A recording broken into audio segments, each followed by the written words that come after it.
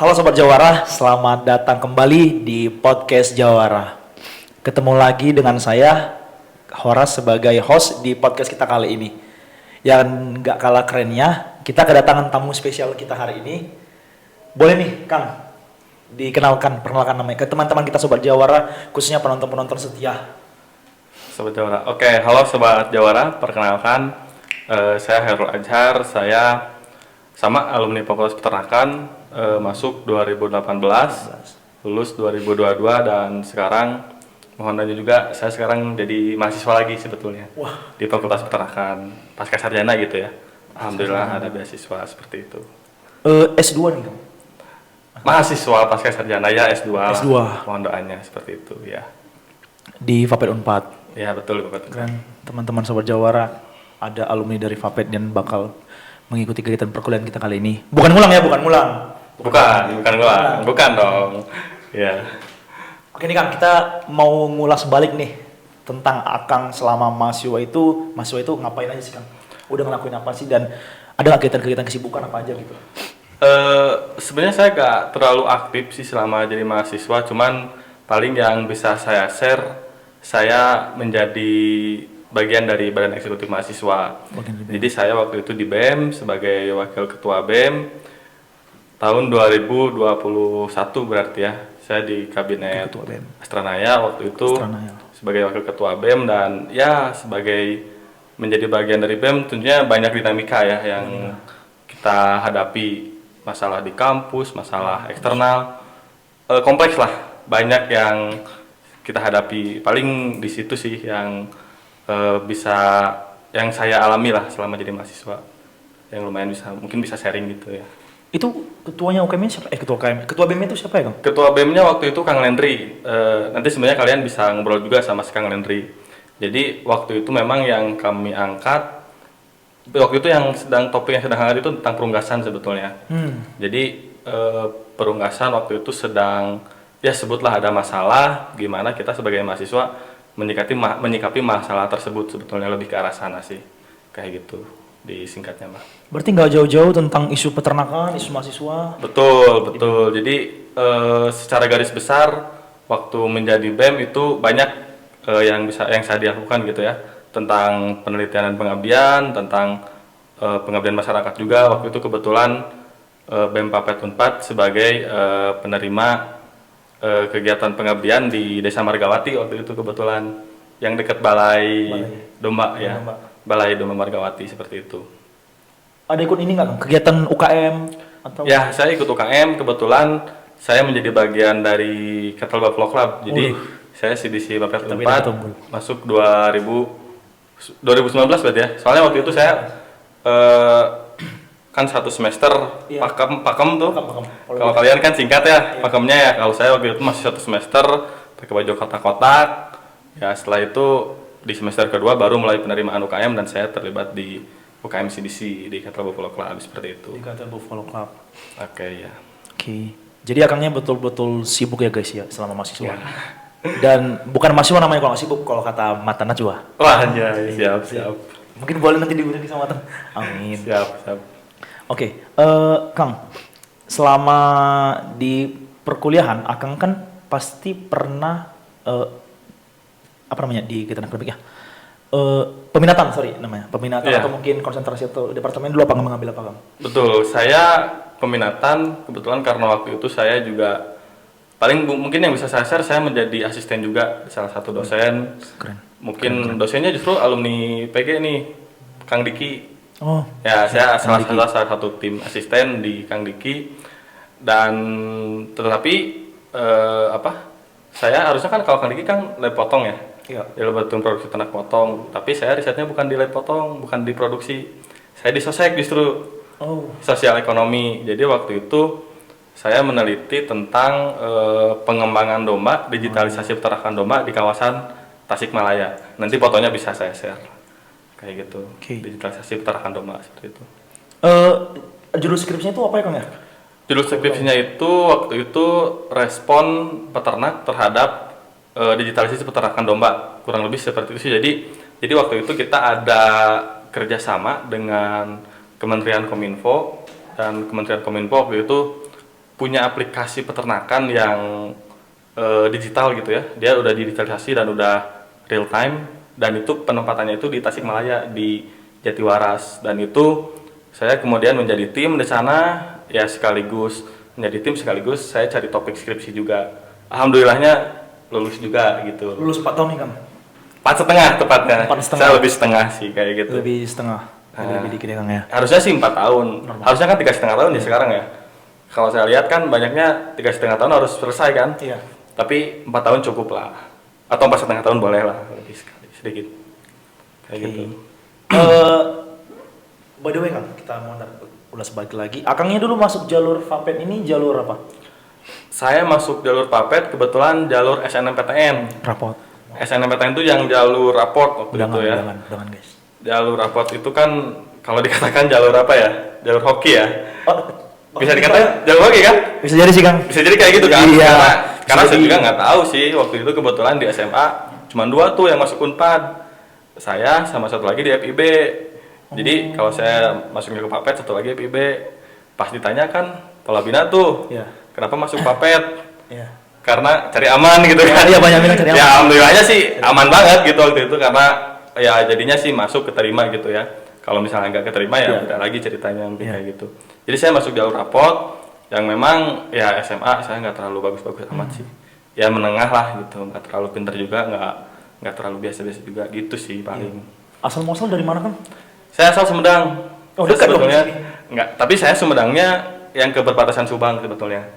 Saya di Tanjung Medar. Kalau teman-teman nanti tahu arah ke Jalan Cagak Subang itu pasti lewat Tanjung Medar. Itu saya rumah di sana sebetulnya. Deket lah dari sini mah. Pilihan pertama Kang masuknya. Waktu itu pilihan pertama karena ya sebagai mahasiswa sebagai calon mahasiswa ya. Sama mahasiswa. Sebagai calon mahasiswa yang waktu itu realistis lah, maksudnya kita pengen kuliah ya, kalau ideal sama kan pengen ke fakultas apa gitu ya. Cuman kan kita juga ngelihat kemampuan ya susah juga gitu. Makanya waktu itu Papet itu waktu itu kebetulan yang masih ada passing grade gitu. Iya. Jadi saya emang ngecek gitu ya, ini kayaknya Papet nih masuk nih. Karena memang ya relatif rendah lah gitu, tapi nggak terlalu paling rendah juga kalau secara program studi. Saya pilih itu Papet. Iya. Mudah-mudahan lolos lah. Ternyata alhamdulillah lalu SNMPTN saya lolos gitu. Oke. Bagus juga sih guys, karena ngelihat akangnya juga orang terpintar ya, jalur rapot. Enggak lah. Siapa yang biasanya. mau? Paling yang bisa saya share, saya juga jadi salah satu penerima beasiswa bidik misi sebetulnya. Jadi buat teman-teman yang ingin kuliah terkendala biaya, teman-teman nggak perlu khawatir. Kalau dulu bidik misi, sekarang ada KIP ya, KIPKA ya, KIPKA. Jadi jangan berkecil hati lah. Yang penting semangatnya harus tetap maksimal kayak gitu. Itu paling. Itu sekian pengalaman akangnya selama kegiatan atau mungkin mengikuti kegiatan di kampus dan non kampus, di luar kampus. Kita mau masuk ke topik-topik pertanyaan kita nih Kang. Oke, boleh. Kita Siap. bakal mulai. Baru masuk nih kita nih. Iya, bakal Oke, masuk. siap. Jadi tadi mukadimah gitu ya. Iya, basa-basi lah. Basa-basi. Oke, siap. Mas-manasin otak dulu. Oke. Mau nanya Kang, apa arti seberapa penting peran mahasiswa dalam pengembangan sektor peternakan, khususnya komoditas domba? Nah, ini menarik sebetulnya. Jadi yang harus teman-teman garis bawahi saat ini, komoditas yang paling aman, komoditas peternakan ya, kalau bisa saya katakan itu domba. Saat ini ya, detik ini, saat ini, tahun ini, komoditas yang paling aman untuk dilakukan usaha atau dilakukan proses pemeliharaan itu komoditas domba. Karena apa? Kalau perunggasan kita tahu sendiri, itu ada perusahaan-perusahaan besar yang memang ya dia sudah sangat menguasai gitu ya. Jadi teman-teman ruang lingkupnya terbatas gitu kalau di perunggasan. Terus di sapi, teman-teman juga udah tahu sekarang impor sapi dari Australia tinggi, impor sapi dari impor daging beku dari India juga tinggi. Itu tentunya ya teman-teman ibaratnya saingannya udah bukan ini lagi gitu, tapi udah global lah gitu lah. Nah, yang menarik di domba ini menurut saya, karena kebetulan riset S1 S2 saya kan tentang domba gitu. Jadi sedikitnya saya mempelajari juga ini mapping marketnya domba ini kemana sih. Terus kebutuhan pasarnya kemana gitu kan. Nah, domba ini salah satu yang paling aman kalau menurut saya. Jadi kalau saran saya untuk teman-teman yang sedang mahasiswa, harapannya ini terus dijaga nih. Jangan sampai kebijakan-kebijakan yang dihasilkan dari pemerintah ataupun nanti dari perusahaan besar ataupun dari pengusaha itu jangan sampai merugikan peternak gitu. Karena domba ini kebutuhan sama suplainya relatif tidak terlalu jauh. Tidak terlalu jauh karena ya bisa teman-teman lihat di kampung saya aja kebanyakan peternak itu ataupun petani pasti meliharanya domba. Dan kebutuhannya juga akikah, kurban, apalagi terus sate itu kan relatif tinggi juga permintaannya. Maksud saya kebutuhan pasar ini, kebutuhan akikah, kurban sama sate ataupun hotel atau horeca itu jangan sampai dipenuhi oleh dari luar gitu. Dalam hal ini impor. Jadi kita harus mandiri dan kita harus bisa memproduksi sendiri untuk kebutuhan kita sendiri. Dan itu komoditas domba relatif lebih aman. Bisa dicek datanya nanti. Paling aman. Dan mungkin teman-teman bisa cek datanya. Di mana ini Kang ya? Buat pengetahuan sobat Jawara juga. Ya. Gimana? Di mana bisa buat ngeceknya atau gimana gitu biar tahu? Untuk ngeceknya sebenarnya di BPS juga ada. Oh, Badan Pusat Statistik. Ya, BPS juga ada. Terus tiap provinsi juga biasanya suka rilis. Tapi kan kalau domba ini sebetulnya khususnya domba Garut itu di Jawa Barat memang lebih populer. Kalau Jawa Tengah, Jawa Timur domba juga ada, tapi mungkin bukan domba Garut gitu ya. Ada domba Wonosobo dan sebagainya. Tapi ya mereka menjaga gitu. Kalau nggak salah ya kan ada HPDKI juga. Itu asosiasi tersolid menurut saya, Himpunan Peternak Domba Kambing Indonesia. Dia sebuah asosiasi yang sangat mewadahi benar anggotanya. Dan anggotanya itu mulai dari peternak yang benar-benar peternak sampai peternak pengusaha besar ada di sana. Dan itu bagusnya di wilayah domba kambing ya mungkin ya yang bisa saya share, yang saya amati sih sebetulnya seperti itu. Kayak gitu. Seperti itu. Pernah ini kan kayak ngerasa mungkin akhirnya bosan atau mungkin demotivasi selama bergerak di bidang ini khususnya? Sebenarnya kan karena saya ini kan bisa dikatakan bergeraknya dalam bidang penelitian ya. Jadi akademik. Bukan usaha gitu. Mungkin nanti narasumber yang lain bisa menjelaskan bagaimana proses usaha domba gitu ya, usaha peternakan domba. Kalau saya kan sebetulnya lebih ke penelitian. Memang secara penelitian saya waktu kemarin itu mengecek income over feed cost ataupun biaya pakan yang berdampak kepada hasil produksi. Memang domba ini relatif masih masuk gitu. Masih masuk. Jadi pakan yang dibutuhkan berapa, hasil produksi berapa. Ya dengan kualitas pakan yang bagus tentunya bisa menghasilkan keuntungan yang lumayan besar juga sebetulnya. Karena yaitu si marketnya ada, terus pakannya juga kualitasnya bagus, genetik dombanya bagus, jadi ya keuntungan yang dihasilkan pun juga besar gitu, seperti itu sih. Kayak gitu. Ini kan nggak jauh-jauh juga ada kaitannya mungkin dengan teman-teman Sobat Jawara. Mungkin yang nonton ini kan pasti kan ada mahasiswa peternakan kan. Betul. Bukan hanya dari Unpad tapi dari di univ-univ lain. Akang ada nggak mungkin jawaban atau mungkin semacam jawaban tadi, peran utama mahasiswa dalam inovasi dan pengembangan teknologi khususnya di peternakan domba, Bang? Ya, itu menarik. Nah, ini sebetulnya yang kemarin saya juga diundang di fakultas itu untuk membantu program kemahasiswaan ya. Yang pertama MBKM kan sekarang mulai masif ya di fakultas kita. Terus selanjutnya kemarin kalau pernah dengar PKM ya? Benar. Program kreativitas mahasiswa. Itu PKM itu juga bagus, itu bisa menjadi wadah. Terus selanjutnya mah paling yang PPK Ormawa ya, tapi nggak tahu sekarang namanya apa. P3 Ormawa ya sekarang. Nah, P3K Ormawa. Jadi menurut saya sebagai mahasiswa itu kan Kemendikbud melalui Dirjen Dikti itu kan menyelenggarakan beberapa program tuh, ada PKM, ada P3K Ormawa, terus ya di fakultasnya juga dikasih MBKM. Nah, sebetulnya mahasiswa dalam hal ini untuk meningkatkan teknologi inovasi di bidang domba itu banyak wadahnya sebetulnya. Banyak wadah. Jadi teman-teman untuk bikin inovasi misalnya butuh dana, kirim ke PKM. Nanti kan bisa didanai itu sama Dikti, itu lumayan biasanya ya, meskipun di bawah 100 juta kalau misalnya bener kan itu nanti ya kualitas hasil teknologi inovasinya kan bisa dimanfaatkan oleh masyarakat. Itu untuk meningkatkan produksi kan cukup berguna juga gitu. Terus selanjutnya P3K Ormawa, kalau nggak salah itu lebih ke pengabdian masyarakat ya. Misalnya kalian cari wilayah kelompok mana, kelompok peternak mana yang membutuhkan bantuan, ya silakan aja nanti di generalisir latar belakangnya seperti apa, masalahnya apa. Kalian sebagai mahasiswa, misalnya banyak dosen di kita kan, banyak guru besar juga, permasalahan tersebut dikonsultasikan, nanti sebagai agent of change-nya di lapangan ya bisa kalian sebagai mahasiswa gitu. Terus selanjutnya mengenai MBKM, nah kalau MBKM kan lebih ke perusahaan ya, nanti kalian akan magang di perusahaan. Nah saat di perusahaan itu kalian harus benar-benar tuh mana sih teknologi di perusahaan itu udah sampai mana, terus kita mahasiswa tuh harus seperti apa, itu biasanya lebih kayak gitu. Jadi mahasiswa banyak wadah sebetulnya, itu mungkin hanya 3 ya, sebagian kecil yang bisa saya sebutkan, tapi secara garis besar rasanya banyak sekali wadah untuk mahasiswa untuk mengembangkan teknologi inovasi di sektor peternakan domba kayak gitu sih. Kalau singkatnya yang menurut saya ya yang bisa dilakukan kayak gitu. Oke. Jadi menurut Akang sendiri, apakah itu termasuk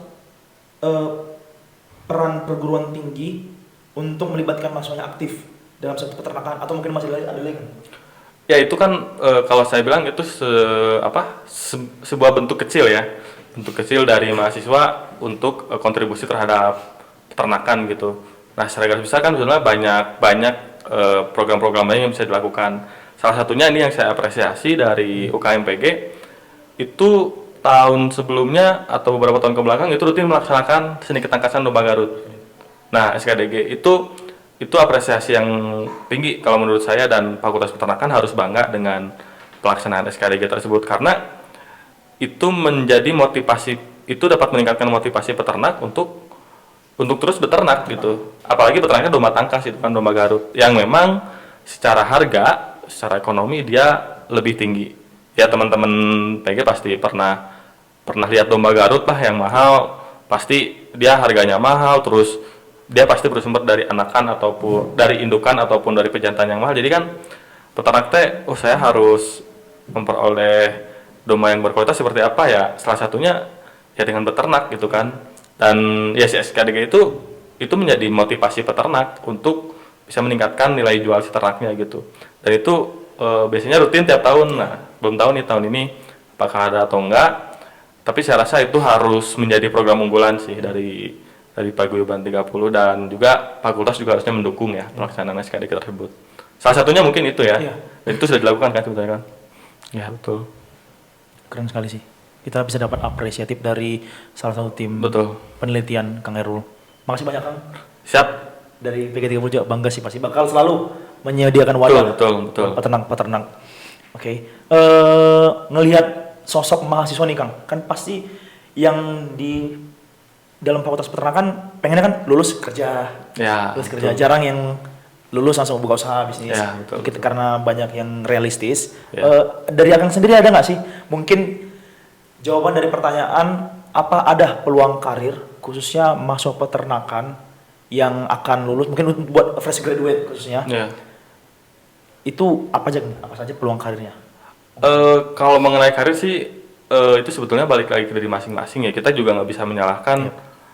Misalnya udah lulus cari kerja gitu ya, infoloker kan biasanya gitu ya. Saya juga sama sebetulnya, awalnya saya juga mau bekerja dan sebagainya, tapi kalau misalnya teman-teman perhatikan, kita itu sebagai sarjana peternakan banyak sebetulnya mata usaha yang bisa kita lakukan gitu ya, ataupun pekerjaan yang bisa kita lakukan. Ya kalaupun pilihannya untuk bekerja, ya silakan gitu kan. Beberapa teman saya juga ada yang bekerja di poultry, ada yang bekerja di feedlot juga.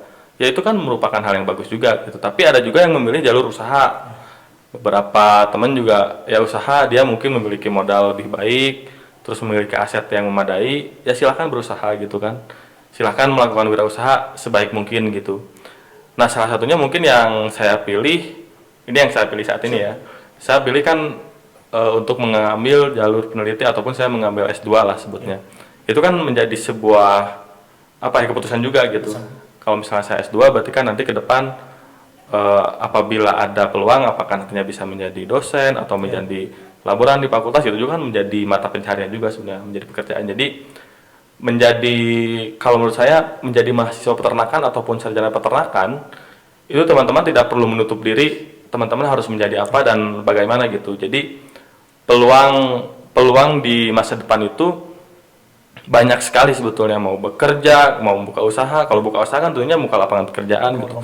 Mau sekolah lagi, S2, S3, S4 gitu kalau ada mah. Nggak ada sih. Sampai S3 ya. S3. Ya, sampai S3 ya itu kan apresiasi yang cukup bagus gitu. Nah, itu salah satunya kan Kang Diki alumni PG, dia kan udah S3 itu. Apalagi S3-nya di luar negeri itu juga sangat bagus gitu. Jadi ya banyak opsi lah yang bisa diambil oleh mahasiswa. Jadi jangan berkecil hati. Kalau saya lihat di DAU ya, saya juga mantau DAU. Peternakan apa sih lulusannya? Nanti lulus jadi gimana? Oh, belum tahu aja sapi satunya berapa. Waduh. Domba satunya berapa? Mahal kan? 3 juta. Satunya 3 juta. Coba kali 50 ekor. Berapa ratus juta tuh. Mereka cuma nggak tahu doang. Benar. Mereka mah taunya ngurus domba, belum tahu aja kan harga dombanya berapa. Tuh cuan semua.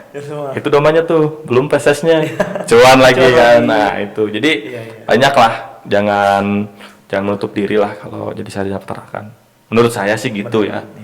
Gitu singkatnya mah. Dari Kang itu. Oke. Terkesan cukup puas sih dengan jawaban dari Kang Heru tadi. Siap. Dan nggak kalah keren juga. Teman-teman juga bisa ngelihat nih dari coba buat terbuka, pasti bakal banyak nih peluang-peluang karir, khususnya buat sarjana-sarjana peternakan. Tapi mau nanya ini Kang, dari Kang sendiri, apakah nanti bakal pernah kepikiran nggak buat berkecimpungan di dunia usaha bisnis selain penelitian? Kemungkinan ada. Jadi sebetulnya memang kalau saya sih awalnya, sebenarnya saya udah main tapi ini mah dari daging juga masih kecil sih sebetulnya. Jadi saya coba main di frozen food gitu ya. Jadi kan kalau tiap lebaran, tapi saya masih kecil. Jadi tiap pas Idul Fitri aja ya saya paling nyuplai berapa kilo lah ke rumah. Ya itu paling sebenarnya masih short term gitu ya. Ya mungkin ke depan kalau misalnya ada peluang bisa lah dibikin yang lebih besar kan, itu juga bisa. Pernah kepikiran ke arah sana sih. Tapi kan kalau saat ini karena saya masih semester 2 di Papet S2 gitu ya. Ya gimana caranya saya lulus cepat gitu. Karena kalau lulusnya terlalu lama, UKT-nya mahal, gitu aja Pak. Jadi saya harus lulus lebih cepat lah, kayak gitu. Iya, biar UKT-nya bisa kita tabung gitu. UKT-nya. Overall Kang berarti untuk masuk ke peternakan senang? Oh, saya senang sekali dong. Ya, saya sangat senang sekali tentunya menjadi mahasiswa peternakan, apalagi mahasiswa peternakan Unpad. Teman-teman harus bangga. Kita punya alumni yang sangat solid, teman-teman silakan. Tadi kalau lihat Kang Habil, bajunya Ajolers. Teman-teman tuh harus gabung sama Ajolers. Itu alumni-alumni yang keren lah di Ajolers. Banyak kan nanti teman-teman bisa sharing sama alumni yang lain. Ya intinya jangan nutup diri lah. Kalau misalnya ada teman-teman lain yang memang belum ada rezeki atau belum bekerja dan sebagainya, ya mungkin mereka terlambat untuk mencoba membuka diri aja mungkin ya. Tapi ya intinya peluang masih banyak selama manusia hidup. Butuh pangan. Iya, itu kan pasti masih ada slot kita tuh di situ. Pangan kan ada dari pertanian, peternakan. Ya kita punya peranah di sana. Punya andil besar. Itu paling singkatnya mah. 100% senang ya? 100%? 100% senang. Ya karena buktinya kan saya ngambil S2 juga. Itu kan sebuah bentuk pride lah peternakan gitu sih. Kayak gitu. Oke. Dari Akangnya, tapi kok saya ngelihat dari Akangnya yang tadinya selalu di Vapet dan senang dengan Vapet sebagai bentuk pride. Kalau kita ulas balik lagi, dari Akangnya juga termasuk orang-orang yang bersosialisasi. Oh iya, ya betul. Jadi memang saya selama mahasiswa saya mencoba untuk meraih sebanyak-banyaknya teman gitu ya, apalagi teman-teman seangkatan. Bahkan sampai saat ini ya, karena angkatan saya ada beberapa kepotong COVID masalahnya teh. Benar. Kalau angkatan kalian kan waktu SMA mungkin ya? Iya. Waktu SMA kepotong COVID, kalau saya pas kuliah kepotong COVID, jadi semester 5 atau semester 4 waktu itu kepotong. Nah itu tuh setelah kepotong COVID itu ada yang lanjut dan selesai, ada yang lanjut tapi hilang. Nah itu jadi sampai saat ini saya mencoba nge-reach beberapa teman yang belum selesai buat saya bantu ya minimal selesaikan skripsinya. Ya memang banyak lah istilahnya kita kan kontribusi ke teman-teman kita ya yang bisa kita bantu apa sih gitu kan. Salah satunya mungkin kalau misalnya ada yang telah lulus ya kita bantu gitu. Ya seperti itulah yang bisa saya lakukan saat ini mungkin ya.